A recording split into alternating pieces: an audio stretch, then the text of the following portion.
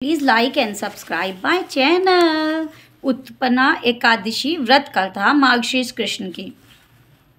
मार्गशीर्ष मास के कृष्ण पक्ष की एकादशी को भगवान विष्णु के शरीर से एक तेजस्विनी कन्या के रूप में महादेवी एकादशी का प्रादुर्भाव हुआ था। यही कारण है कि मार्गशीर्ष मास के कृष्ण पक्ष की एकादशी को उत्पन्ना एकादशी कहा जाता है। आज के दिन भगवान विष्णु के 16 काल निधान पूर्ण अवतार भगवान कृष्ण की पूजा की जाती है। भगवान कृष्ण की पूजा में नैवेद्य के रूप में केवल फल ही अर्पित किए जाते हैं। फलहार में आप फलों को भी भोजन करें। कुट्टू अथवा मावे की मिठाइयों का प्रयोग ना करें। श्री सूत जी बोले, हे मुनियों, विधि सहित इस एकादशी महात्म्य को भगवान श्री कृष्ण ने कहा। भक्तजन इस व्रत को प्रेम पूर्वक सुनते हैं और इस लोक में अनेक सुखों को भोग कर अंत में विष्णु पद प्राप्त करते हैं। श्री सूत जी ने कहा, हे प्रभु, इस एकादशी व्रत का महात्म्य क्या है? इस व्रत को करने से क्या पुण्य मिलता है और इसकी विधि क्या है? सो आप मुझसे कहिए। ऐसा सुनकर भगवान ने कहा, सबसे पहले हेमंत ऋतु में मार्गशीर्ष महीने में कृष्ण पक्ष की एकादशी का व्रत करना चाहिए। दशमी की शाम को दातुन करनी चाहिए और रात को भोजन नहीं करना चाहिए। एकादशी को सुबह अल्प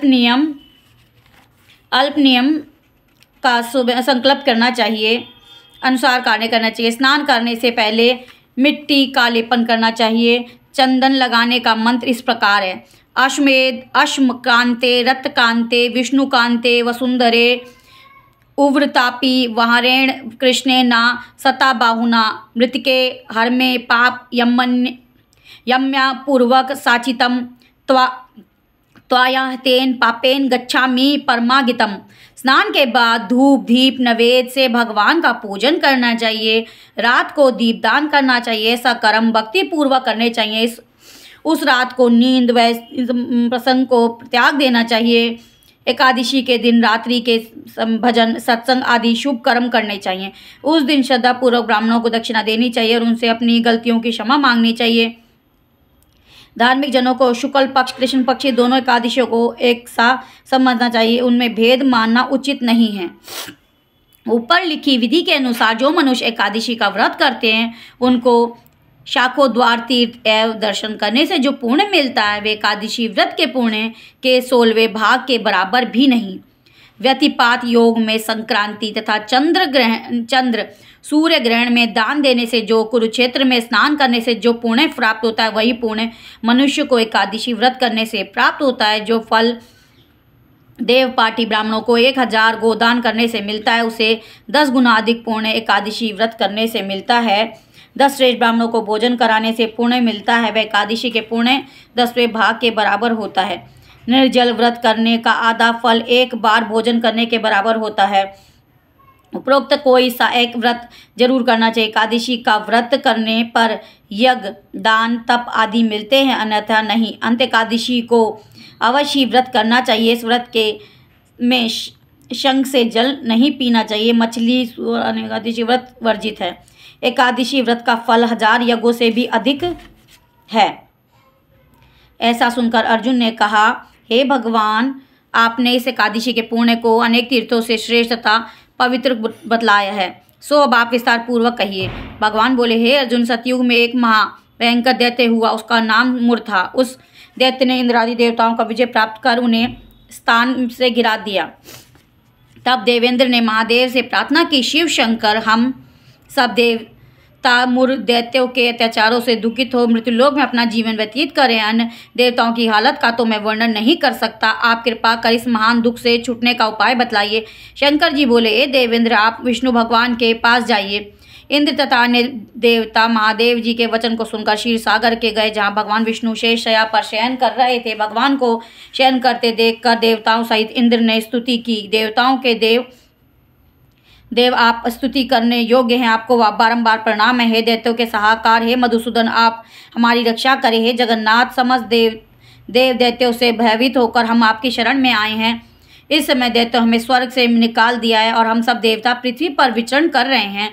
अब आप हमारी रक्षा कीजिए, रक्षा कीजिए। देवताओं के द्वारा करुणापूर्ण वाणी को सुनकर श्री विष्णु भगवान बोले, हे देवताओं, वह कौन सा दैत्य है जिसे देवताओं को जीत लिया है। भगवान उस अमृत रूपी वचन को सुनकर इंद्र बोला, हे भगवान, प्राचीन समय में नाड़ी जंग नाम का एक दैत्य था। वह उस दैत्य की ब्रह्म में वंश उत्पत्ति हुई।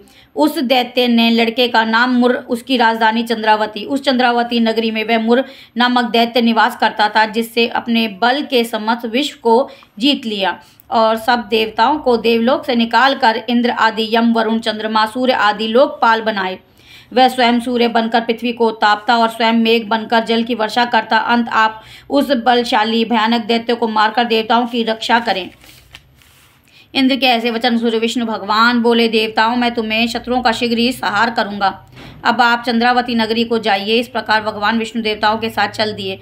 उस समय दैत्यपति मुर अनेक दैत्यों के साथ युद्ध भूमि में गरज रहा था। युद्ध आरंभ होने पर असंख्य दानव अनेक अस्त्र शस्त्रों को धारण कर देवताओं को युद्ध करने लगे, परंतु दैत्यों के आगे एक क्षण भी न ठहर सके। तब भगवान विष्णु का युद्ध भूमि में आ गए और दैत्यों ने भगवान विष्णु को युद्ध भूमि में देखा तो उन पर अशस्त्र का प्रहार करने लगे। भगवान भी चक्र गदा से अनेक शस्त्रों को नष्ट करने लगे। इस युद्ध में अनेक दानव सदैव के लिए सो गए, परंतु दैत्यों को राजा मुर भगवान के साथ निश्चल भाव से युद्ध करता रहा और भगवान विष्णु मुर को मारने के लिए जिन जिन शस्त्रों का प्रयोग करते वह सब उनके तेज से नष्ट होकर उस पर पुष्पों के समान गिरने लगे। अनेक अस्त्र शस्त्रों का प्रयोग कर भी भगवान उनको ना जीत सके और वह आपस में मल्ल युद्ध करने भगवान विष्णु उस दैत्य से देवताओं के लिए सहस्त्र वर्ष युद्ध तक करते रहे, परंतु उस दैत्य को जीत ना सके। अंत में विष्णु शांत होकर विश्राम करने की इच्छा से बद्रिकाश्रम चले गए। उस समय 38 कोस लंबी एक द्वार वाली हेमवती नाम की गुफा में शयन करने की इच्छा से भगवान घुसे।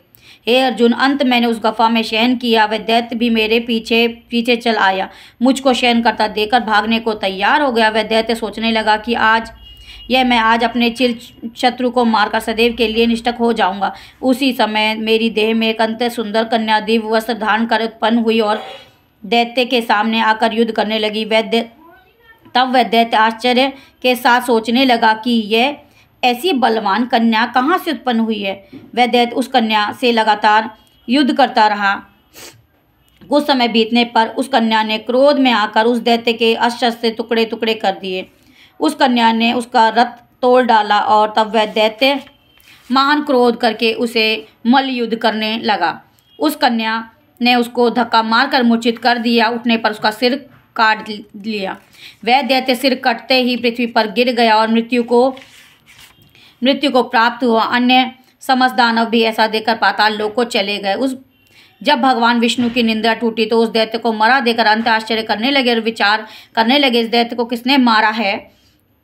तब उस कन्या ने भगवान से हाथ जोड़कर बोली, हे भगवान, यह दैत्य आपको मारने को तैयार था, तब मैंने उसके शरीर से उत्पन्न होकर उसका वध किया। इस पर भगवान बोले, हे कन्या, तूने इसको मारा है, अंत मैं तेरे ऊपर अत्यंत प्रसन्न हूँ।